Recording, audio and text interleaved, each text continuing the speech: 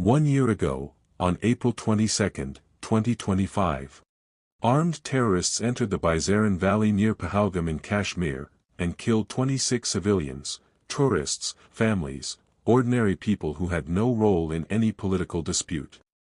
It was the deadliest attack on Indian soil since Mumbai in 2008. What followed was not a repeat of history. India did not file diplomatic protests and wait. It restructured its response entirely, across military, diplomatic, legal, and economic domains, simultaneously. And yet, 1 year later, the proxy infrastructure that enabled that attack is still operational. So the question this video asks is not, who won? The real question is, it has been 1 year after Pahalgam, has anything actually changed? Before we go further, if you watched our video on Europe and Washington, welcome back. If you're new here, Elephanta Insights is a channel about geopolitical analysis, not headlines, but the systems behind them. Subscribe, if that interests you. Now, let's understand everything in detail. Most coverage of the Pahalgam attack focused on the casualty count, and the immediate political fallout.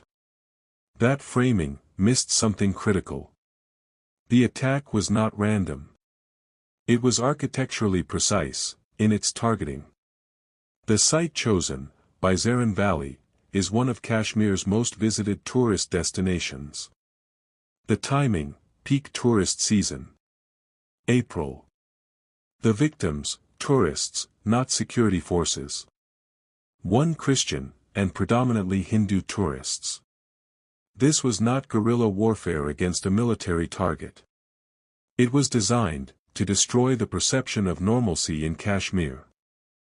Kashmir's tourism industry had been recovering steadily since 2019. The Indian government had been projecting that recovery as evidence of political stabilization. The attack was designed to collapse that narrative, economically, psychologically, and symbolically, in a single afternoon. But the terrorists miscalculated one thing. Among those killed that day was Syed Adil Hussain Shah, a 28-year-old Muslim pony ride operator from Pahalgam. When the firing began, Shah did not run. He lunged at one of the terrorists, attempting to snatch his rifle, to protect the tourists around him. He was shot dead on the spot. Jammu and Kashmir Chief Minister Omar Abdullah attended his funeral. Prime Minister Modi later called him a true hero of the valley. His death dismantled the very narrative the attack was designed to construct.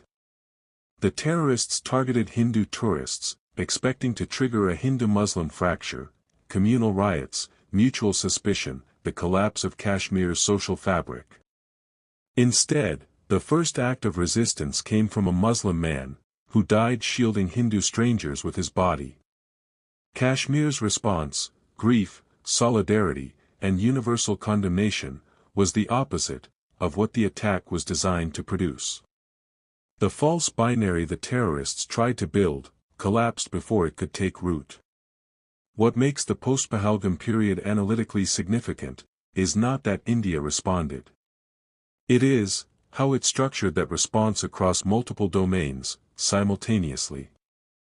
Diplomatically, within 5 days of the attack, India executed 7 parallel actions: suspension of the Indus Waters Treaty of 1960, closure of the Attari-Wagah border, expulsion of Pakistani diplomats, suspension of all visas, removal of Pakistani military attaches, and a full downgrade of diplomatic presence.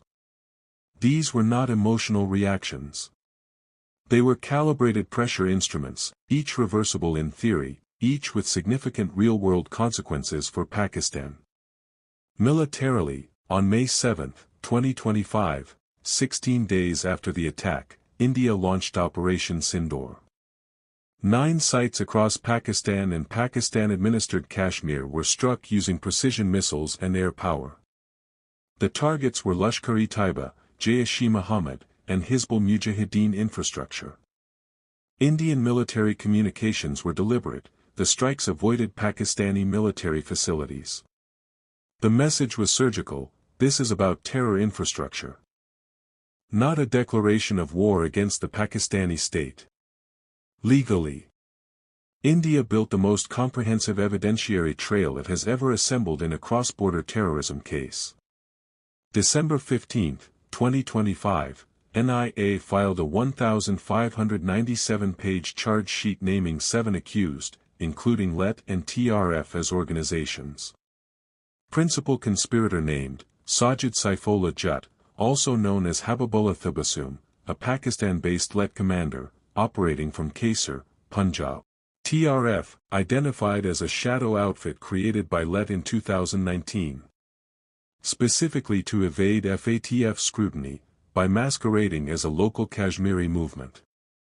Jat's method, directed the massacre remotely, through encrypted communication platforms, selecting the target, coordinating logistics, and weapon procurement. Jammu court issued a non-bailable warrant against Jat. He remains in Pakistan, sheltered in an ISI-linked safe house, tracked by India Today's ground investigation on April 21, 2026. Sheikh Sajjad Gul, TRF founder, declared a terrorist under India's UAPA, remains at large, in Rawalpindi.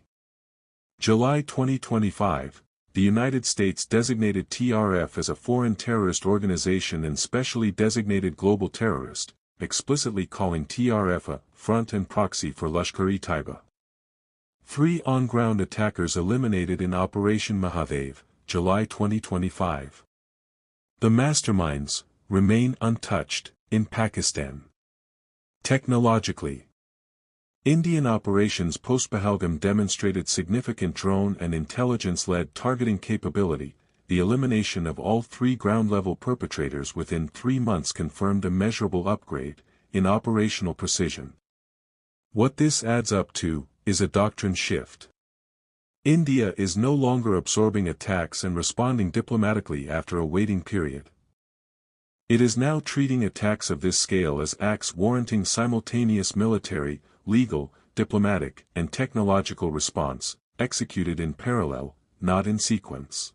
Pakistan's response followed a recognizable pattern, one that has served its strategic interests across decades. First, complete denial. Within days of the attack, Pakistan's Defense Minister Khawaja Asif described India's accusations as unserious and demanded evidence through formal channels, the same channels that would soon be severed. Second, symmetric diplomatic retaliation. Pakistan suspended the Shimla Agreement of 1971, closed its airspace, halted bilateral trade, and expelled Indian diplomats. These were mirror actions, designed to signal that Pakistan would not absorb Indian pressure, without visible cost. Third, military escalation, up to a threshold. Pakistan responded to Operation Sindoor with drone swarms, artillery, and cross-low sea fire for 4 days. It raised the cost of continued Indian military action. And then, critically, Pakistan's Director General Military Operations called India's DGMO at 1,535 hours ST on May 10. Requesting cessation. That call matters, strategically. The side that initiates the ceasefire request signals that it cannot sustain the exchange. Pakistan absorbed 4 days of Indian strikes before calling for cessation. That does not mean Pakistan was defeated. It means Pakistan successfully managed escalation within its threshold, enough to impose costs on India, not enough to invite full-scale war. This is the constraint that defines Pakistan's strategy. It cannot end the proxy system, and it cannot afford the war that the proxy system might trigger.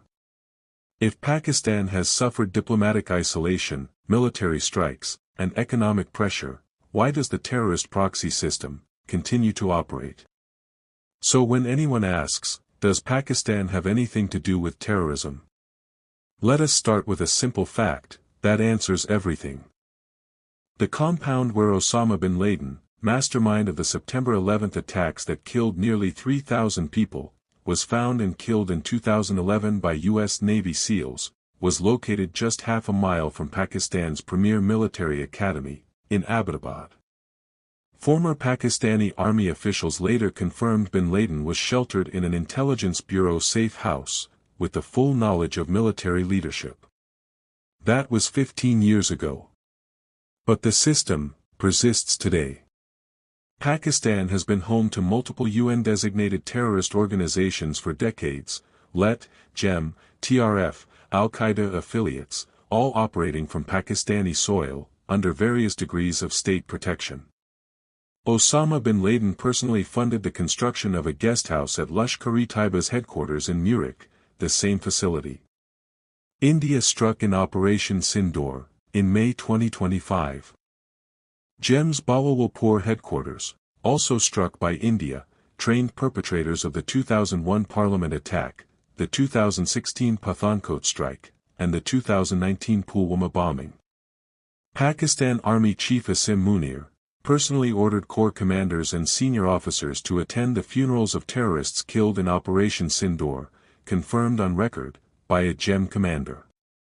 GEM Chief Masood Azza attended the funeral prayers at Bahawalpur City Stadium, alongside senior army generals, police officers, and top bureaucrats. After the funeral, a GEM commander stated, "The Pakistan Army and the jihadis have become one." Not a claim made by India, but words spoken by the organization itself. The NIA charge sheet confirmed the Pahalgam attack was a closely guarded ISI-LeT conspiracy.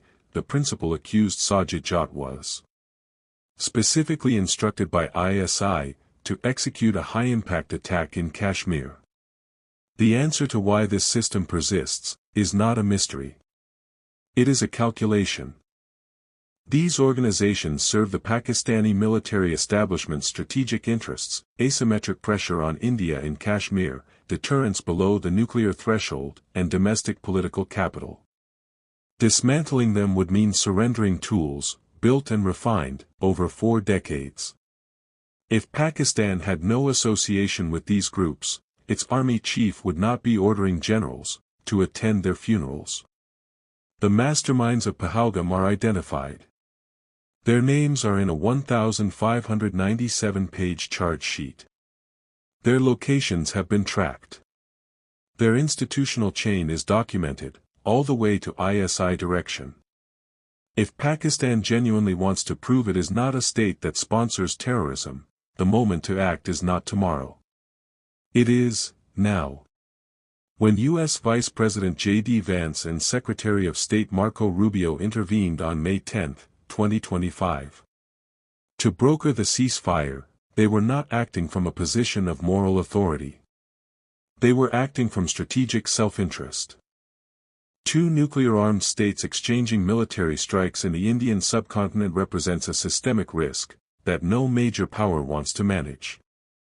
A full-scale India-Pakistan war would disrupt global supply chains, create a refugee crisis that dwarfs anything seen in recent decades, and potentially introduce nuclear signaling into a conflict, for the first time since 1945. The U.S. intervention was crisis management, not conflict resolution. Washington stabilized the exchange, without addressing its root cause. China's position was similarly calculated. Pakistan is China's most significant regional partner. The China-Pakistan Economic Corridor, CPEC, runs through Pakistan-administered territory and represents a multi-decade strategic investment. A destabilized or militarily exhausted Pakistan is against Chinese interests. So China quietly absorbed the crisis, without formally condemning either side. The pattern here is important: the Indian subcontinent is managed by external powers, not stabilized. The management prevents catastrophe. It does not resolve the underlying architecture. 1 year on, the honest assessment splits into 2 columns. What has changed? India has demonstrated, for the first time, that it will strike Pakistani territory in response to a major terrorist attack. That threshold has been crossed. It cannot be uncrossed. Pakistan's strategic calculus must now account for military response, as a realistic possibility. The Indus Waters Treaty remains suspended. Trade remains cut. Diplomatic relations remain at their lowest point in decades. India has also operationalized the RELO's defense pact with Russia in January 2026, allowing mutual deployment of troops, warships, and jets, which flanks both Pakistan and China simultaneously. All three direct perpetrators of the Pahalgam attack are dead. What has not changed? Lashkar-e-Taiba is still operational. The resistance front is still active. The ISI's strategic incentive to maintain proxy pressure has not been removed. The Kashmir dispute remains unresolved. Pakistan's nuclear deterrent remains intact. And in Pahalgam itself, a town that was beginning to rebuild its economy, its identity, its sense of safety, tourism has not returned. A year later, it is still waiting. The visible transformation is real. The structural continuity is equally real. Both are true, simultaneously. Three scenarios define what comes next. Scenario 1, structured hostility. Most likely, there will be no war. There will be no peace. The ceasefire will hold technically, but the proxy ecosystem will continue operating below the threshold of full military response. Both countries will remain locked in managed antagonism, trade cut, diplomacy frozen, borders closed. This will not be stability. It will be the illusion of it. Scenario 2, another attack. A real possibility. A second high-impact attack will trigger an Indian response, faster and harder than Operation Sindoor. But this time, India will have to think carefully, because America will not be a neutral party. Washington's deepening relationship with Islamabad, its role in brokering the May 2025 ceasefire, and its strategic interest in a stable Pakistan mean that any future Indian military action will be weighed against American calculations in the region.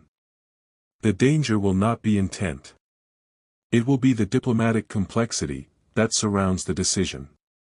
Scenario 3, full-scale war. Unlikely. Neither side will want it. Neither side will be able to afford it. Pakistan's economy remains fragile, it cannot sustain a prolonged conventional war against a country 5 times its size. India will not risk the international consequences of being seen as the aggressor in a nuclear neighborhood. Operation Sindoor already demonstrated that both militaries understand where the final line is, and neither crossed it. Full-scale war will remain the scenario that both sides talk about, and neither side chooses. The real risk will not be a decision to go to war. It will be an accident that makes that decision for them. The most honest assessment, the next trigger, will not announce itself. So, has anything changed in 1 year? Yes, and the changes are significant. India has crossed a doctrinal threshold it had never crossed before.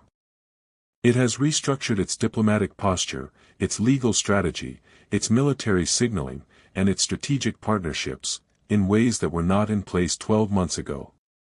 But the conflict system, the architecture of terrorist proxy warfare, ideological drivers, institutional incentives, and nuclear deterrence that has shaped the Indian subcontinent since 1947, that system has not changed. It has adapted. It has absorbed the pressure. And it continues to operate. The ceasefire of May 10, 2025, was not a resolution. It was a pause. And here is what that pause must not allow India to forget: the threat does not always arrive from across the border. Sometimes, it lives inside, ordinary faces, normal routines, quiet neighborhoods, people who blend into everyday life, while secretly facilitating the very attacks that kill civilians. The NIA charge sheet identified 15 such local facilitators in the Pahalgam case alone. They did not fire a single shot. But without them, the attack could not have happened.